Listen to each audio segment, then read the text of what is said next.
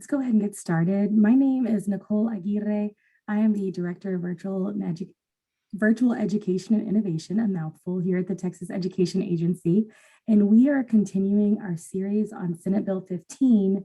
And today's webinar is around best practices for synchronous instruction. We will be having some experts going through today's webinar. For today, it is Education Elements. And we have Daniel Johnson joining us, we have Ali Weiss joining us, and I will be passing it over to them to guide us throughout today's session. Before I pass it to them, I did want to share that we have a few more spots left in our virtual and hybrid program accelerator.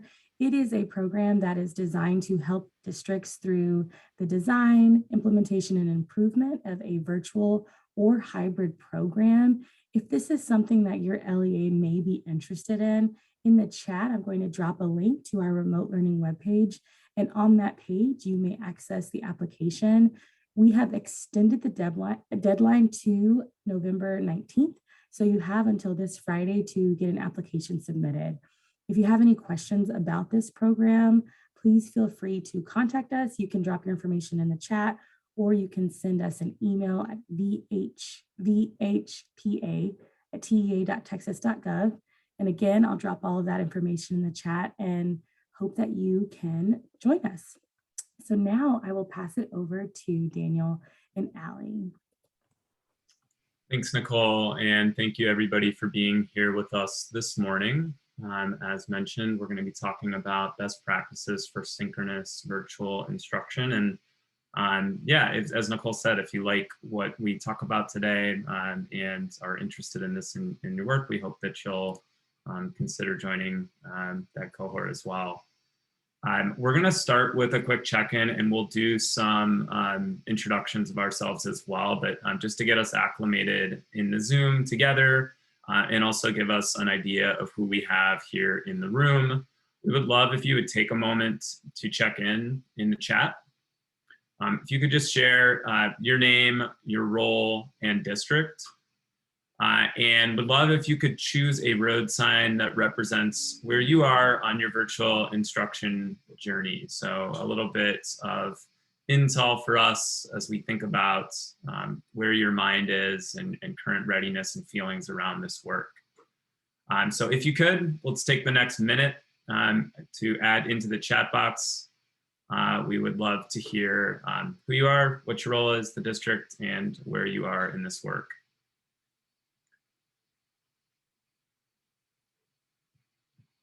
Thanks for kicking us off, Christina. Welcome from Bryan ISD. Hi, Brandy.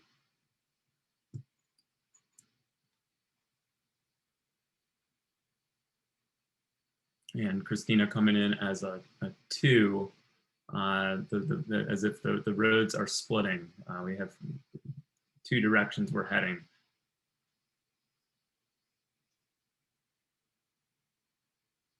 Welcome, Gina.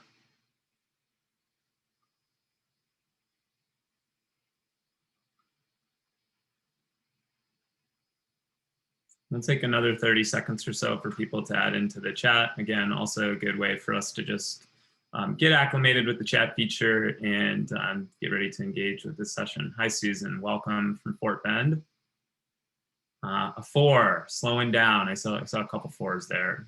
So slow it down. Maybe get things together. Don't move too quickly right now.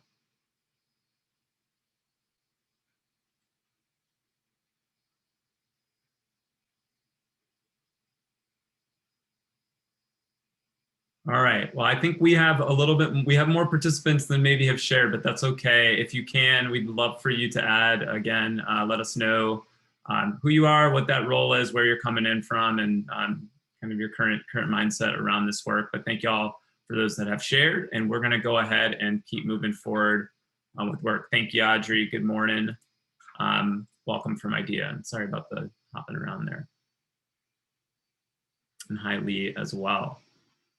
My name is Daniel Johnson. I'm an associate partner with Education Elements. We'll talk very briefly about who our team is. I'm calling in from Washington, D.C. today. That is where I live. and been with this company for about 8 years, doing supporting schools and districts with blended, personalized virtual instruction initiatives, and formerly worked in school systems as a middle and high school science teacher in Mississippi and New York City. So excited to be with you all today. And again, we'll share a little bit more about who we are as a team and jump right into the work. And I'll pass it over to Allie to introduce herself as well. Good morning. I'm Allie Weiss, and I am a design principal at Education Elements. My background, I taught middle school and high school English. I taught both in Indianapolis, Indiana, as well as Alexandria, Virginia. And then I've also done a lot of work in teacher education at Indiana University prior to my work at Ed Elements, where I'm working with school districts across the country, including in Texas, to make sure that all students have great opportunities for learning and that we can really help improve the experience for all. So very happy to be with all of you this afternoon for me in the DC area and this morning for you in Texas. Thanks, Allie. And Allie has dropped the slides in the chat today. We would love if you'd like to follow along. There are many different resources that we'll share. We've included a lot of the links in the slide notes. Any of the resources that we do ask you to open up, we'll make sure that we share in the chat as well. But if you would like to follow along, if that's helpful, please feel free to click on the link that was just shared. And then as we go today, if you do have any specific questions, you can use the question and answer feature on Zoom. That'll log it as a literal question that we need to make sure we answer. But if you just have comments, concerns, maybe we're going to have a couple of quick open discussion questions, please just feel free to use the chat box at any time, and we'll prompt you at those as well. So again, slides are in the chat. Please feel free to click in, and we'll go ahead and get started. We are Education Elements. We're an education consultancy. We have more than a decade of experience. We've worked in more than 1,000 schools and districts. We're really all over the country at this point. And primarily our work is around supporting districts and school teams to become more student-centered and responsive in their practices at every level. So from the district boardroom all the way down to the classroom, what are the ways in which we can be more responsive and user-centered in the things that we do every day? And today we'll be talking specifically through the lens of virtual synchronous instruction and the ways in which we can really adopt and adapt those practices to do the best for our students and our communities. We have extensive partnership with TEA and also districts just across the state of Texas. You can see a map here, and I think there's actually additional dots since this map was built. But really with experience supporting Texas districts with blended and personalized learning initiatives, strategic planning, and as we're talking about today, virtual instruction.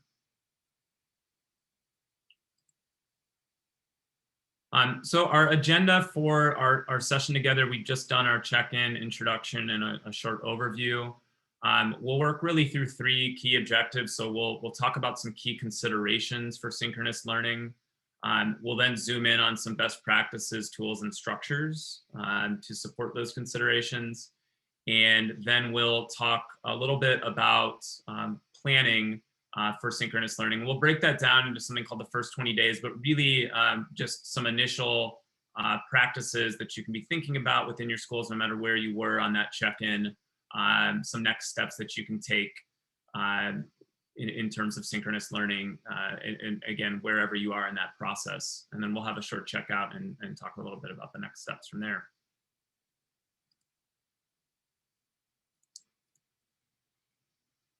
We're going to model this professional development around the leverage leadership model for adult development. So we'll be using see it, name it, do it. We'll start here with understanding what the practice looks and sounds like. So we'll talk again pretty high level around key considerations, but also take a look into a classroom with synchronous live instruction going on.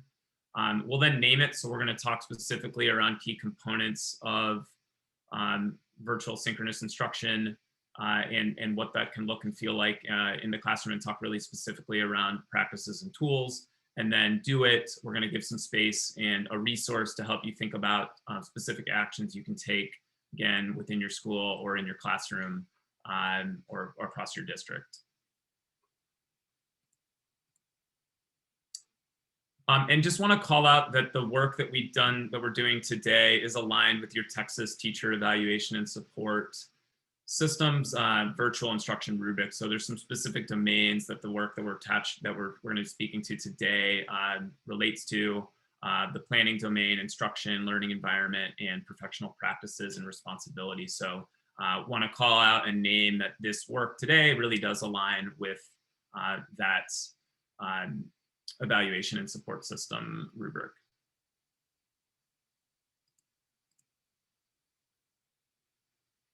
So with that, we'll jump into our See It. And let me just make sure I'm sharing my computer sound. So want to talk a little bit about key considerations for synchronous learning, and we'll start completely zoomed out on what we mean when we say synchronous learning.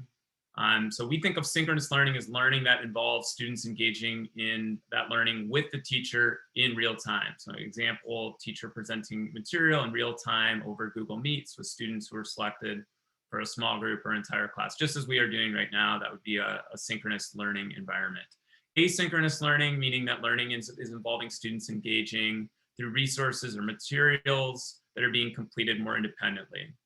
So a teacher provides a list of activities that students work through in their own time.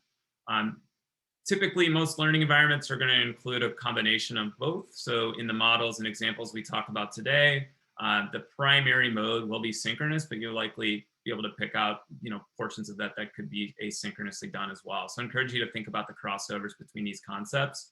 But primarily, we're going to be talking about models today that lean on the synchronous learning model as the key and central model of learning. Some of the advantages around synchronous learning, just opportunities to be a bit more dynamic because you can respond to things in the moment. Typically better for going into instructional depth versus asynchronous environments that may be good more for practice or application formats. Opportunity for classroom engagement. So ways in which you can directly engage your learners, mix up the modalities, but also create more engaging learning formats. Disadvantages, considerations, of course, technical difficulties. So the learning environment is very much bound to the technical infrastructure that you have in place. If somebody this morning didn't have an internet connection, of course, they're not going to be with us right now. They're not going to be able to engage in the question and answer. They're not going to be able to engage in the content live. And it does make more rigidity around the scheduling. So, synchronous environments are going to require a bit more control around when and where students are engaging. Some of what we're gonna model this session today around are some of the both constraints and key considerations of the learning environment and the way that those play out in a synchronous instruction format. So you can look across this. I won't read off each description, but time, space, routines, communication, and accountability. These are 5 considerations that go into the way in which we think about instruction in our classrooms. So when we're designing a lesson or we're designing a unit, we're likely thinking across these variables in the way that we design that instructional experience. Virtual environments shift those components into a more self-directed space, even if they are synchronous, even if they're calling everyone together to engage all directly at the same time. So you can see here brick and mortar environments, many of these variables really are led and guided by the teacher. The teacher manages the schedule of the day. The teacher guides the classroom layout. The teacher initiates and guides learning routines constantly. There's face-to-face communication and a very predictable schedule. And teacher is continuously able to monitor student progress, whether that just is literally having eyes on the work that the students are doing or the ability to really check in with students at any moment. In a virtual learning space, in a synchronous environment, everyone is pushed in a more self-directed space. So even us as adults, in the way that we work, we engage with these variables as well. Students are going to be managing more of their schedule, the way in which they move through things and the pacing.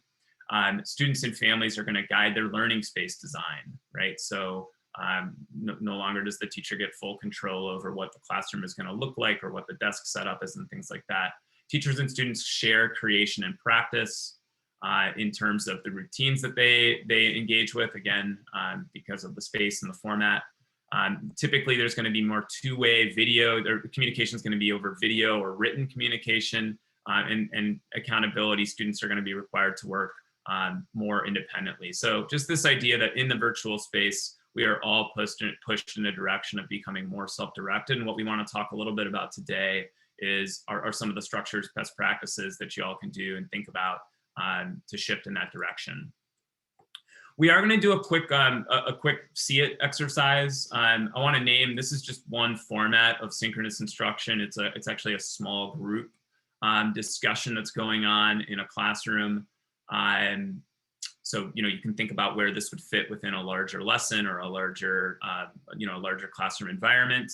That said, I do want us to watch a video together to acclimate a little bit around these variables.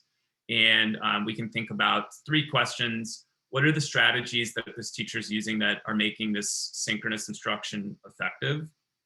What is the teacher doing to address or make those shifts in time, space, routines, communication, and accountability? Are there ways in which this teacher might shift those practices to even better address any of those variables? So again, no 2-minute window into a classroom is going to give you all of the information that you need, but we do want to reflect a bit and get acclimated with these variables before we talk more broadly around practices and tools. So I'm going to play this video. It is on 1.5 speed, so he's going to talk a little bit faster than normal. That's just so we can watch more instruction in a shorter time. So it may feel like one of your critiques might be, this guy talks really fast, but again, that's just a part of the format that we're giving it to you through. So again, we'll take about 2 minutes. I want you to think about those practices that he uses, and then we'll ask you to share a little bit of what you saw in this classroom environment in the chat. Why do you think her and Edna have such problems? Like, what's the real, I mean, I made a slide for this because I wanted to show you an image that I thought might help. Like, what is the problem between Edna and Mercy? Why do they argue and go back and forth? Mylene, give me something. Because Edna's more richer than Mercy, and Okay. No, you don't stop. Keep going. What do you mean she's richer? Go ahead. she's richer, and she's likes to show off her things that she has. Okay. What else? Mateo? She can afford more stuff than Mercy. But I mean, hang on. Do you guys have anybody that you're friends with that has more or less money than you? Are you guys friends with anyone who's really poor, or are you friends with someone who's got a lot more money? No. Pretty much everyone's got the same? Yeah. I mean, I only got 2 friends for that. okay. You got all of us, Mateo. All right, wait. If you had a new kid come to your school, and it was a kid who was super, super, super rich, would you mind being friends with him, or would you think that was kind of weird? Would it be fine, or would you not want to be friends with him? I think it's fine. Yeah. And what if it was the opposite? What if you had a kid come to your school and you notice that every day this kid's got holes in his clothes, or he doesn't have enough food in his lunchbox? Would you be friends with a kid like that too? Yeah, I'll be friends. So Mylene, I agree with you. Mateo, I agree with you. Money is a problem, but I don't think that's the reason they fight. Let me ask you one final question before we move on. And then I'm gonna have you do a little bit of writing, and then we are all set for today. My question for you for today actually has to do with Miss McDaniels. I want to know what Mercy and Miss McDaniels, what their attention is. Miss McDaniels is that teacher. When she gives Mercy the sunshine buddy, what does Mercy want? Mateo. What I think that Mercy wants is to change her buddy. Okay, but is it just the buddy? So she doesn't want a boy, but what else does she want? It's not just the buddy. Go ahead, Miley. She doesn't want to be a sunshine buddy. Yeah, she doesn't want to walk around and be somebody's fake friend all week, right? Not at all. And we kind of already said this a little bit. Number 3, all she cares about is she wants to go to school and play soccer. This, right? Do you guys have anything like this at your school? Where you get to be a crossing guard, or go ahead, Zion. What do you have at your school? Junior coaching. Okay, and what do you do with that? It's basically help people in the yard do what's right. Okay. Is it an honor to get to do that? Is it kind of a big deal? Yeah, look at you. Look at your eyes all popped open. It's like that. All right, so again, very brief window of time into this classroom. Of course, this teacher is instructing via a small group in a somewhat of a discussion format here. Whoops. Why do you think her and Edna have such problems? That's great. Would love if you could take a moment and just share a reflection. There's 3 questions on the screen. What strategies did you see the teacher using that were effective? What was the teacher doing to address time, space, routines, communication, or accountability that you noticed that stood out? Are there ways in which that teacher might shift the practice to better address any of those variables that stood out? Let's just take about a minute. If any reflections that you'd like to share, we'd love to hear them in the chat, and then we'll reflect a little bit with as a whole group.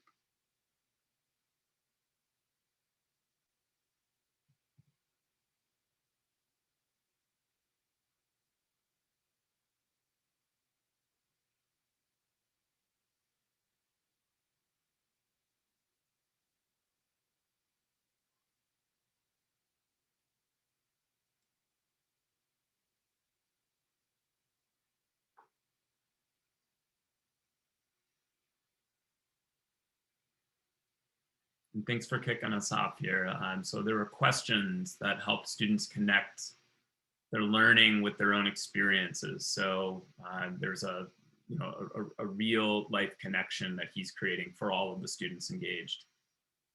The visual of the questioning. I think I follow you on that, but both the way he put that on the screen and also perhaps in some of the routines in which students were raising their hands, really there was like a very clear system for the way students engaged in the questions and asked questions themselves. Notice the teacher asked about personal experience and named the physiological responses that he saw. Love that. Yeah. So, it's as if they were together in the same room in the way that he was naming those, physiological responses. Lee also mentions the real world connections.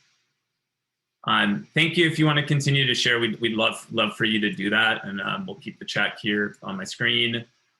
Some of the things that I want to call out around variables.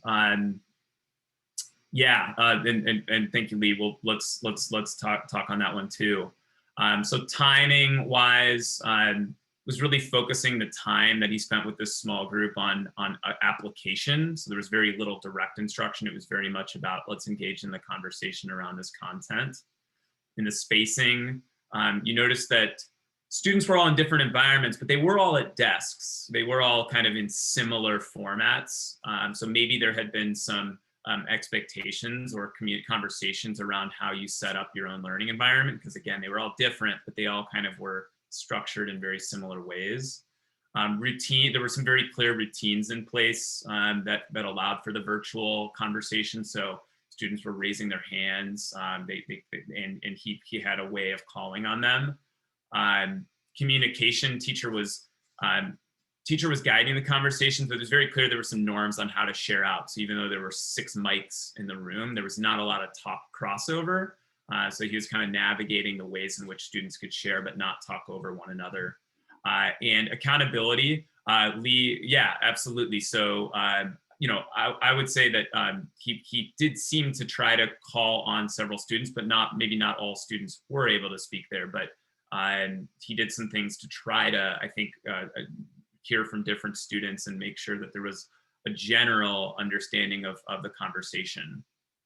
But on the counter to that, right, we maybe didn't see, how might the teacher structured this if the group was larger? All those students were off mute, so would that have worked in a larger setting? How I'm not clear exactly how the teacher was assessing mastery. It was a discussion, but he said they were about to go into a writing assignment, and maybe there's some different ways he could make sure that students were really ready to engage in that next level of the learning.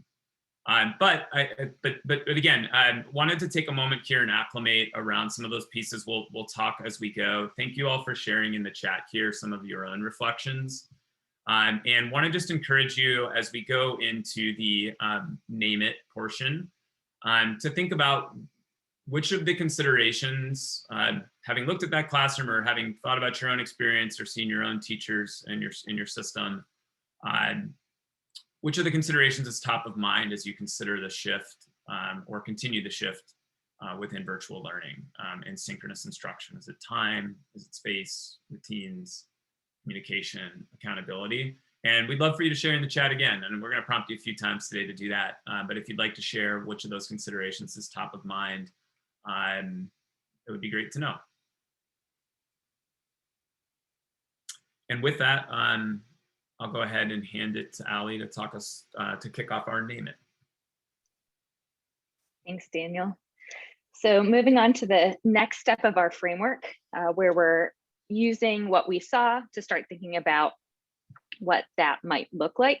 We're going to get very practical and tactical when we talk through these key considerations for synchronous learning. So definitely keep thinking about and dropping in the chat the things that are kind of top of mind for you out of these buckets, because it'll help us to guide. And in the same way that we saw the teacher in that clip respond to the different students on screen, since we're in a webinar format, the only way that we can respond to you in the moment is the chat. So please drop your questions, your thoughts, and your comments there for us. So I want to start with these two considerations right now, time and space. And we've already started that discussion with what Daniel's posed to you. And if you joined our session yesterday that was brilliantly led by Kristen and Micaela, you saw the same kind of model. And I think these are considerations that we have for any time that we're teaching. But I think, you know, when the pandemic hit and we all switched to virtual instruction right away, there was this kind of general idea that we all would just take what we were doing in our normal classroom in face-to-face instruction and move it directly to the virtual space, and that would work.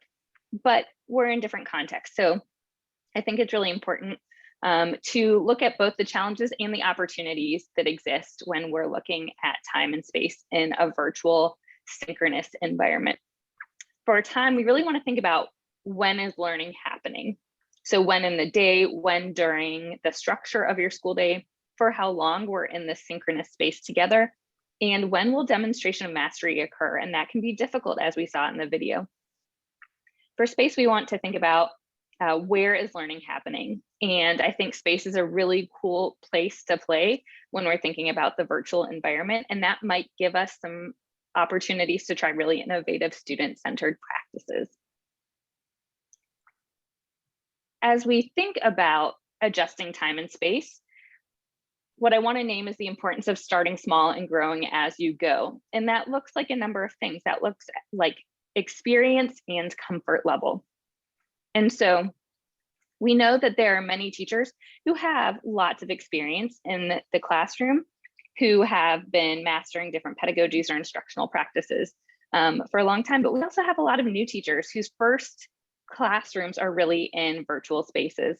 And so I think it's a nice way for all of us to connect and think about how we adjust as we develop our practices. So give yourself permission to really build your skill set and confidence. You can see this continuum here, starting with prepare, to moving to build safety and skills, then to deepen learning, followed by add choice and personalization.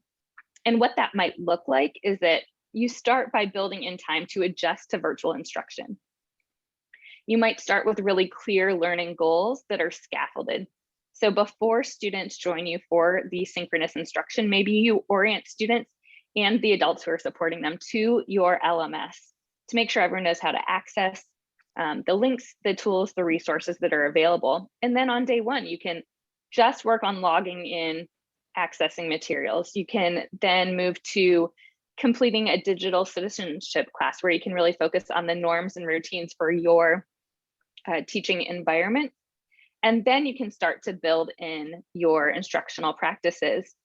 As everyone, both you and your students, grow in experience and comfort level with these tools in the synchronous space, that's when we can also start to add in ways to deepen learning and add choice and personalization. We want to give you a model for what that might look like, a more tactical approach. So we have a resource that's available to you. It's a calendar for the first 20 days of virtual learning that might help you to plan. And we're actually going to play with this tool closer to the end of our session together. I want to dig a little bit deeper into time for a moment. And it's really important to set clear expectations about time and acknowledge the differences in time between synchronous and asynchronous learning. So keep in mind that when we're in the synchronous environment, whether that looks like direct instruction to the whole group or some variation where we might be in small groups. We have to think about screen time. How long is appropriate developmentally for those you're teaching? And I think it's also important to think about the types of learning activities that we do in a traditional face-to-face classroom versus the virtual classroom. That we just have to consider how long students have been on camera or have been in the virtual space for each individual learning activity and the entire day or week. And that is a little bit different than the way we might think about it in asynchronous learning, because there's more opportunities for students to make choices about time than when we're in a synchronous learning environment. So I've already mentioned models. I want to dig a little bit deeper into that, but one model that we can use is that single teacher whole group model, kind of like what we're doing right now. It looks like face-to-face instruction. It's as similar to what we traditionally do in direct instruction in the classroom. This is really when we're focused on a common pace, or when we might be doing some introductory work, so something where everyone can engage at the same level at the same time. And it may be a way also to ensure that the same content is shared across all students, but that's not always the best method for synchronous instruction in a virtual environment. So we might want to try something like synchronous small groups. And as you and your students move along the continuum that we showed you earlier, and you grow in skill and in comfort in the virtual space, you might want to try some of these moves that take a little bit more build up in terms of routine and structure, but may help you to personalize the learning experience for each student more. I think it also provides opportunity for you to really use data in meaningful ways.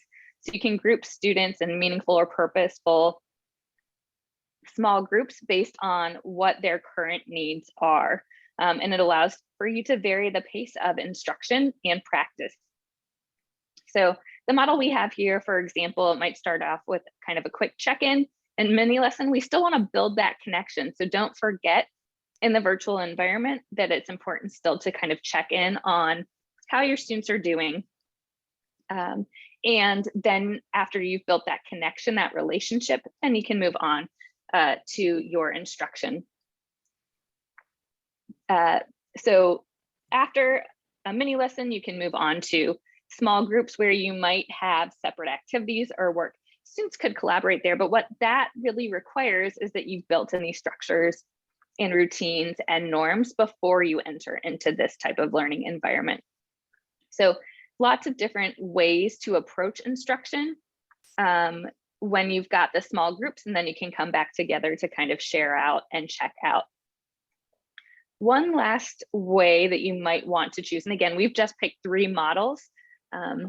There are lots of other ways to construct it, but just for some examples, you could use playlists or choice boards. So you would still be there. The instruction is still happening at the same time, but this gives you as the teacher opportunities to move between and within groups or work individually, pull students individually. So it gives us the feeling of those individual moments and that we're used to having in the classroom, where we can kind of pull students aside.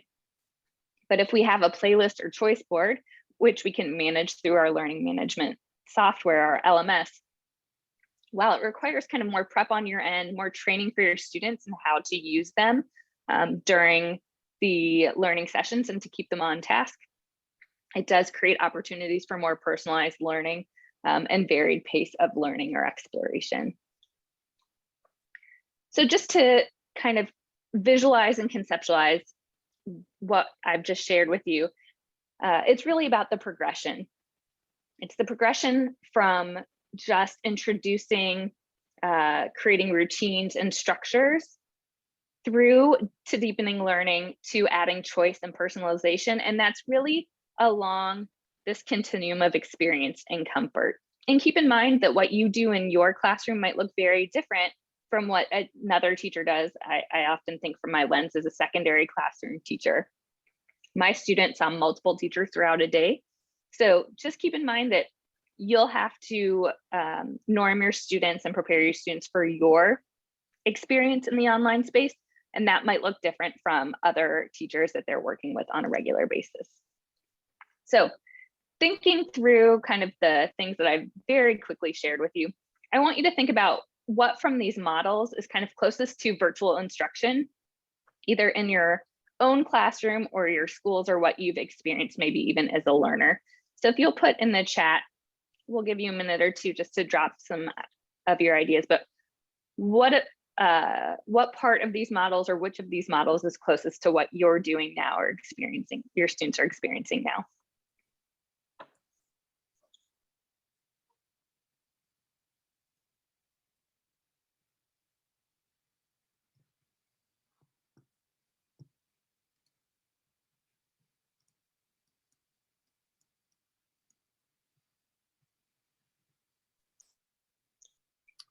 And as you're thinking about that, starting to drop your thoughts in the chat, I also want to point out that a lot of professional development for teachers has been done in a virtual space for a long time, long before I think adult education kind of connected to synchronous instruction in virtual spaces long before K-12 instruction did it. So maybe even think about your own experiences in professional development. I know part of my grad school, I took courses online, so really interesting to think too about your experiences. Yeah, thanks, Ali. Great comment in the chat around the ways in which breaking students up into smaller groups or into those individual asynchronous exercises can help break up some of the screen time throughout the day. So we'll give you some time here. If you want to add into the chat, we would love to hear it. And it's good for us as facilitators to know a little bit of what resonates here, what connects. But we will keep it moving. And thank you, Brandy. So I hear or see a reference to a choice board. So probably more aligned with that third, maybe more advanced model that Ali shared. Deepening personalization and choice in the classroom. And I think, as Ali said, if we were to meet with you all multiple times, right? Today we're doing things very much whole group and all together. But as we got to know you and understood your capabilities and also normed on this platform, we would likely be able to move into more advanced models of synchronous instruction as well. So certainly, to Ali's point, reflecting on this as adult learners, not just as the way in which we engage our students.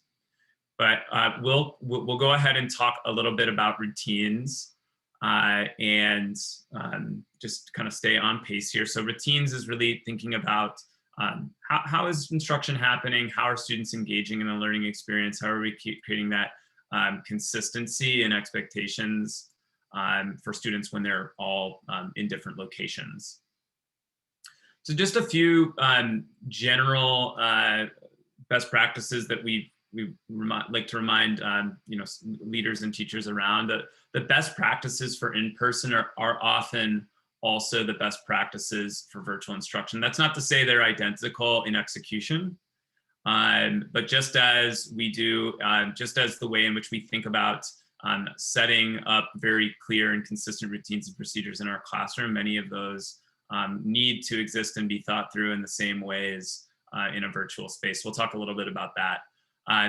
Just spending time establishing clear routines for every role. We'll talk a little bit about teacher and student, but also thinking about those, the parent or guardian roles that are in place. Also thinking about the roles of your instructional coaches or any other stakeholders that are involved in the learning environment. And then, of course, being prepared to reflect and pivot often. We have less control in the virtual space typically over the routines and procedures that we put in place. And so we need to be prepared to just have a mindset of embracing pivots often and responsibly. So this is just on that first point there around best practices in the classroom translate virtually. I think anchor charts are just a great example of the ways in which we can really lay out for our students all of the expectations. And I like this specific example because it tells a lot of things. It tells you specifically the ways in which you should be engaging in virtually. It gives you a very clear sample and visual of the assignment you should be engaging in. It gives you a visual reminder of the timing. And that's, I think, a Bitmoji of the instructor of the class, letting you know that she's there to support. But using and spending time to create virtual anchor charts, this is something that this teacher can convert depending on the assignment, but making sure that you're including all of these components and giving a very clear visual for your students if they're going to engage in any kind of work time. Defining enrollment routines could look like just again, a reminder of getting really clear on the roles and routines of the students, the teachers, and any other stakeholders. So students might be things like establishing virtual etiquette norms, keeping yourself on mute, turning on your video, during direct instruction moments, using the chat feature to raise hand or pose questions. We can think back to the video we watched and the ways in which those students were very clearly aligned on the ways in which they engaged in the conversation in terms of share outs, in terms of questions. Submitting assignments in your LMS, what are the expectations around when those should be completed and where, knowing that students are going to be in different locations. There's not a basket to put things into. So when and where must assignments be in by? So just some examples of very clear and consistent routines that you can establish across your classrooms. Teachers might be things like incorporating an SEL activity into daily instruction.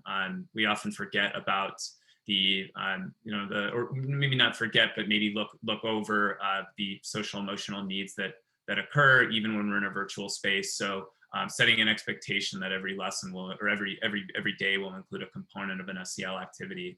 Holding weekly office hours for students and parents at a certain time of the week.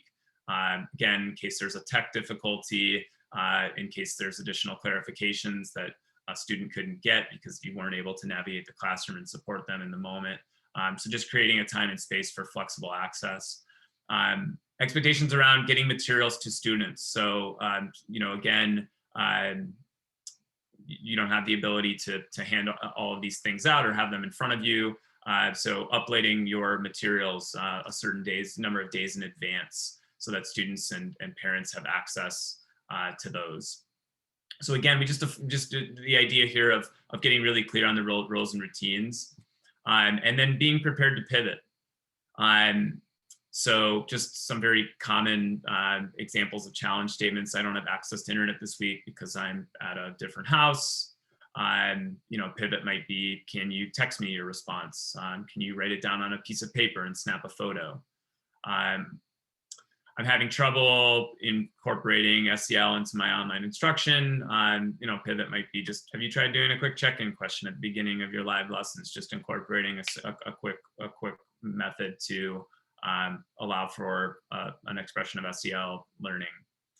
Parents have reached out to me saying they cannot fit the office hours into the schedule, so I have lots of questions. Could you hop on the phone with individual parents for 15 minutes instead at a more convenient time? The idea here is just working with your teachers and your students to be clear that we are going to experience challenges, naming what some of those might be up front, and thinking through what the pivots could be. So we think this can be a helpful exercise to go through with your teachers. And just to try to name what some of those could be and what those responses would be. I'm going to keep us moving right now. Thank you, Mika, for sharing on that. And would encourage you to think about, are there other routines that you have seen most effective in the transition to virtual instruction?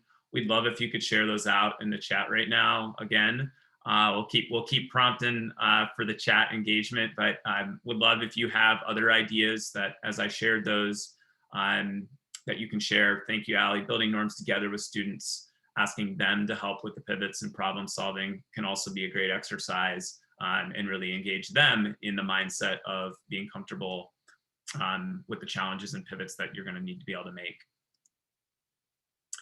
That said, I will keep us moving right now and talk a little bit about communication and accountability. So how do students communicate with the teacher and one another? What are ways we can set expectations for the learning experience and how they are met? So we wanted to just share some general practices for the synchronous space. So first, just creating and setting the tone for communication. Joining virtual sessions before they start to casually connect with students, just like a teacher might greet students at their door or be in the classroom ahead of time. Just an easy way to create a little bit more space for connection with students. Of course, conveying warmth and positivity, but it's easy in the virtual space to feel like we're talking, we're talking sort of into the void, or maybe we're putting on like our presentation voice or something like that. So just checking yourself. Does this feel like it's pre-recorded webinar? Have you smiled recently? What's your body language saying? Are you just sitting stock and still? Are you emoting in the same way that you would engage with your students or with your stakeholders in person? Using names. So just as we saw in the video up front, like really trying to make the personal connections with students, naming them out. Encouraging other ways to share in a variety of ways. So I'm trying to mix it up, the chat feature, taking the floor to speak, giving the students an opportunity to screen share, doing a poll, just trying to mix up the different ways in which students can engage in modalities. In terms of group communication, so Ali talked a little bit about moving students into small groups. In the virtual space, clarity around roles is extremely important. Again, you're not going to have the ability to always monitor and sort of have that level of control. So 4 roles we recommend, and you can certainly add more to this list. Identifying a pilot or a co-pilot in the virtual space in a small group, somebody who's going to share the screen, somebody who's going to make sure that the activity stays on task and on pace. A timekeeper, so similarly, just making sure that if you're in a breakout room, you may not have the timer in front of you, so giving somebody that ability. Note taking, so somebody that's scribing and making sure that people have access, or the other, that there's control of the important resources. Identifying a spokesperson, so when you come back from a small group activity, that you have somebody in the group that's ready to share out. So again, just some roles that we think about. How do we hold students accountable in the virtual space? And in the toolkit we're going to share in just a moment, there's a lot of examples of these. So certainly if one of these stands out, please look for that in the kit. Exit tickets, check-ins and checkouts, Flipgrids or other tech tools. Seesaw is a great one, but using tools to allow students to video in and show versus just tell. Virtual polling, so including polling or other tech tools for check for understanding throughout the learning experience. Collective puzzles, having students each complete an individual piece of a collective assignment in the virtual space and then bring it back together to create the larger picture. And of course, just some additional reminders, celebrating students who are engaging or collaborating really successfully virtually. And if a student is unreachable, or maybe having other tech difficulties, leveraging other stakeholders that might be able to be helpful and continue to elevate the bright spots. And then lastly, just encouraging you to be mindful of pairing technology and tasks. So this is a bit of a scale. So if you're just sharing routine updates, maybe simple directions, using simpler text-based media like email, chat, virtual bulletin board, it's probably okay, and probably actually the best and simplest way to get that information across. If you're introducing new standard content or skills, video chats or more interactive formats are better for those complex tasks. If you're attempting to resolve a conflict or you're going to have a difficult conversation with a student, with a family, of course, avoiding email or the chat platforms and trying to get as close face-to-face, then that might be virtually face-to-face as you can during those moments. So again, just recommending that you really think about the task and the technology together and getting your teachers aligned on what those platforms are for different types of tasks. And again, in the bottom here, the more complex the task, the closer you should be to simulating in-person communication. And again, if you'd like, we'd love to hear what are other ways you have encouraged communication or accountability in the virtual classroom. We'd love for you to share. And I saw there was a question around tech tools. Thank you, Mika, for responding to that in the chat.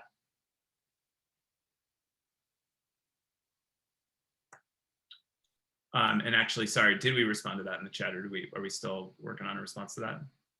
So I just started with, let's try and crowdsource some really good recommendations, but I'm happy to do some more research to see what has been most useful. I don't have a great answer off the top of my head, but I do know that what I would consider is both developmentally appropriate. So what tools are available to students that are appropriate for their current learning and for their knowledge base, and what's going to be most useful also for your goals or purpose. So definitely will continue to look into that.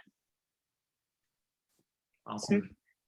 I want to make sure that we have a little bit of time, since we've got about 5 minutes of our session left, to play a little bit, to explore the toolkit and share some ideas. So one thing that you can start thinking about, and you can definitely drop into the chat if you'd like, is one variable you'd like to focus on improving in your classroom or school. And how would you like this to kind of live in your own teaching? So Daniel's just dropped in the chat a link to our first 20 days of virtual learning document that helps to outline kind of the steps you can take to get students to engage in the virtual setting and kind of onboard them to that process. So we want to give you just a couple of minutes to click through, drop ideas in the chat. One thing that you might want to use to help frame or guide your thinking around that is a planner tool. And so in the slide deck, we have linked also just a really simple tool that you can use, excuse me, to start planning. You can think through, what can you do in the next day or two? What can you do in the next week or two? And then what can you do in the next month or next semester? I know some of us are kind of deep into this school year. And so you may not be able to make the tweaks that you want immediately, but maybe this semester is a good time. We can drop that link in again. That's not, hold on 1 second. Let's see here. We can, Yep. We'll try, see what happens. Definitely let us know if it's not coming up, but we will want to think about really what's an appropriate time frame. And as we pointed out at the beginning, it's not important for you to roll out everything all at once. And in fact, that's going to be overwhelming for you and for your students. So think about the small bite-sized chunks that you can start to incorporate, and also think about what's safe enough to try. That mantra has really helped me as an instructor, as an instructional leader as well. Just thinking about, I'm a perfectionist. I know that about myself. So what is it that I can do to get to a point where my students can start to use this practice? And then we can learn and develop and grow from there. So keeping that in mind, we know we're limited on time, but just from what you see, start to think about a resource or idea. It can be from the first 20 days of virtual learning resource that we just shared with you, or it could be any of the things we've discussed so far. What kinds of resources or ideas would you like to take back with you? And feel free to drop those in the chat as we move to closing out.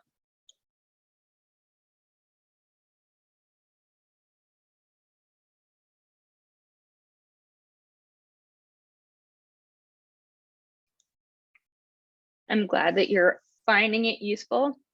I definitely think that it might be something that we use to prepare us moving forward, as opposed to just digging in and starting today. Again, if things are going well for you, or if you've got a routine, even if it's not perfect, it might be important to keep on and then start to incorporate further down the road, but making a plan in advance of when you want to do that and how you want to do that is really important.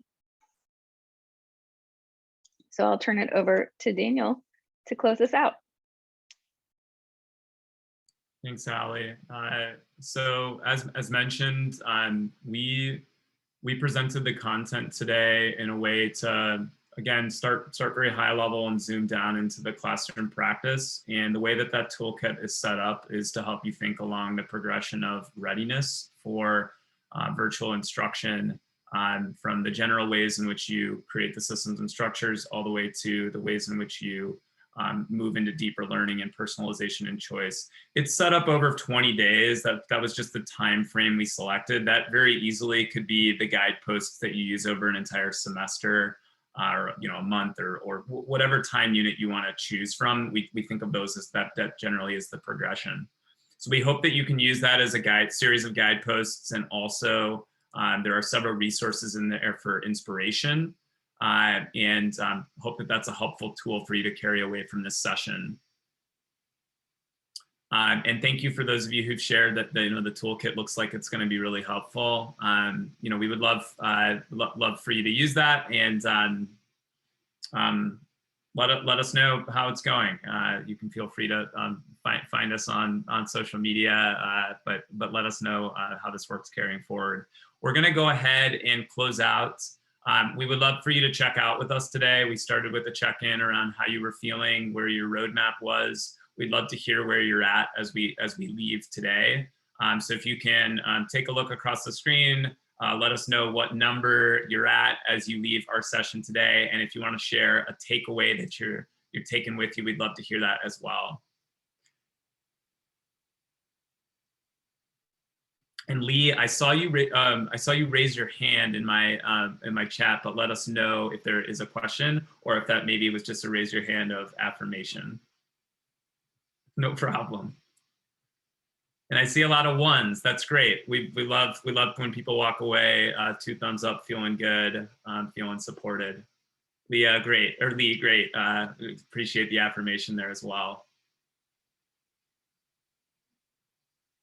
Awesome. Well, we are right at time. Thank you all so much. Again, feel free to take this. I know that the materials will be sent out, but we hope that everyone's leaving here today with something they're excited about. Audrey, great. Yeah, 1 and 4. I think they share some similar emotions there. Thank you, Holly. And thank you. It was great to see your reactions in the chat today.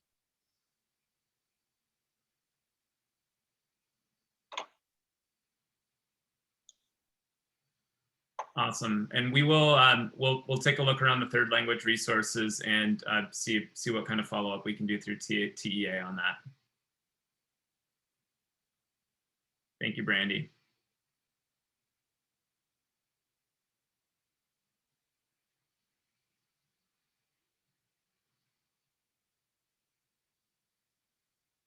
All right.